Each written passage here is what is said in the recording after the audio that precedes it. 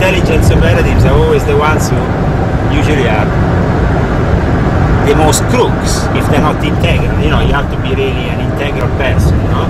But usually the intelligence field always brings you in that kind of direction where you have you don't have the integrity, because you can't do this job with integrity.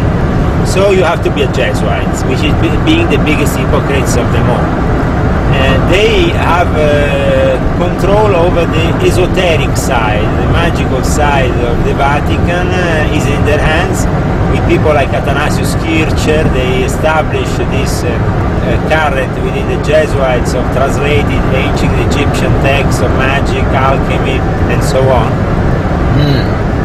So they really, so you said they're the ones that are in control of the esoteric part of the Vatican.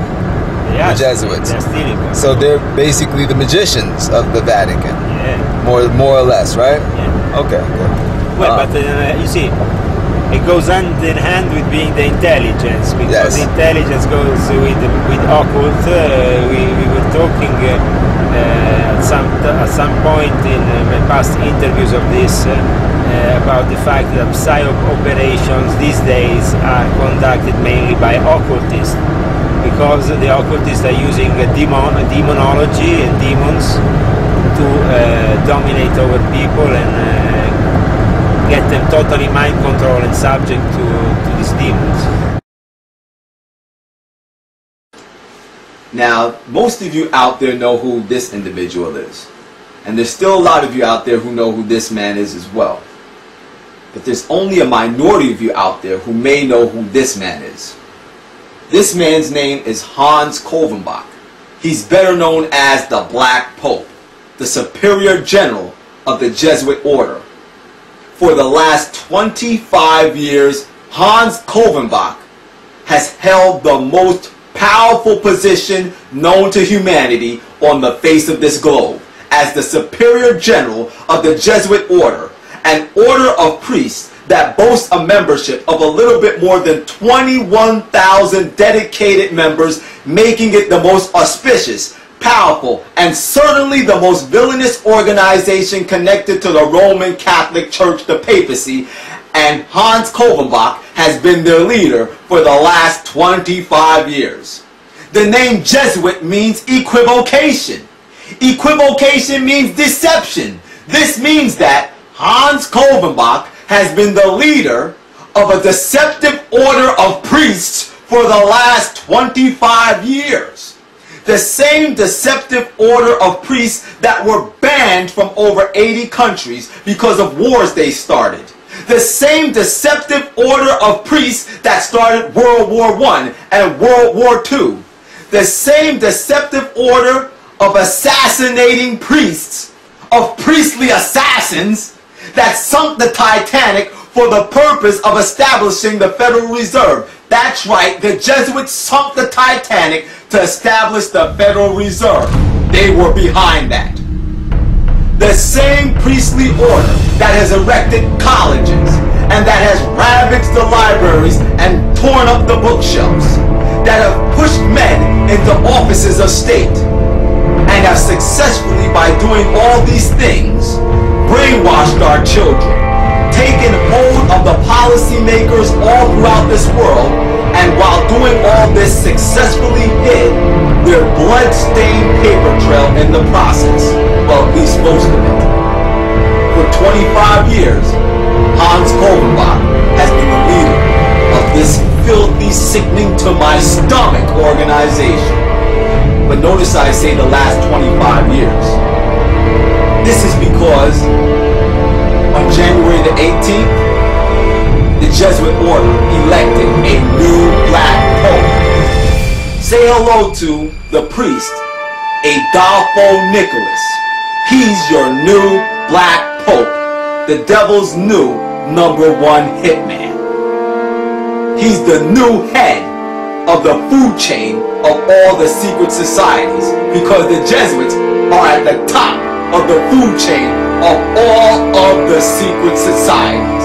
Adolfo Nicholas is the new face of terror.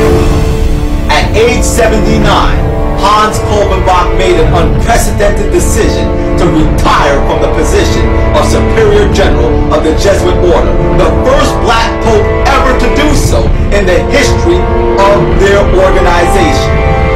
And he said he did so because he's getting ready to turn 80. That's interesting to me because the white pope, Pope Benedict, is only 1 year his senior. I want to let you know something. Hans Kogelbach did not step down because he wants to go do some fishing on Lake Erie.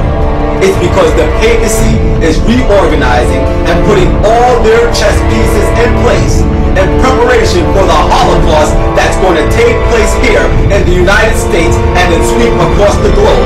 I've been telling you a Sunday law is coming and that the papacy is one day soon going to enforce Sunday worship on the masses, seeking to control your conscience. The Bible has told us in 1 Peter chapter 4 and verse 7, but the end of all things is at hand. Be ye therefore sober and watch unto prayer. Are you ready for Jesus to come? Get ready, get ready, get ready. Adolfo Nicholas is getting ready. Elaborate a little bit more on the Black Pope and his position of authority. Do you know much about Adolfo Nicholas? Sure. Can you talk a little bit about Adolfo Nicholas, seeing that he is the new Black Pope? Okay, Adolfo Nicholas comes from Asia. As a jurisdiction, he was presiding in the province of Japan. I mean, the Japanese Empire, right, has been infiltrated by the Jesuits for a long time. You have to understand that these were some of the first people that were coming as representatives of Rome into those territories. Now, according to history, Francis de Xavier was the very first Jesuit missionary to enter into the Orient, and he established his outpost in Japan in the year 1549 AD. But arguably the most notable history of Jesuit activity in the Orient during that time frame took place in the year 1625 AD with some Jesuit missionaries, and alongside some Chinese officials, unearthed a very important artifact in the city of Songchao or Songchai, China. My Chinese isn't that good. But this artifact is known as the Chang'an or the Chayan Monument.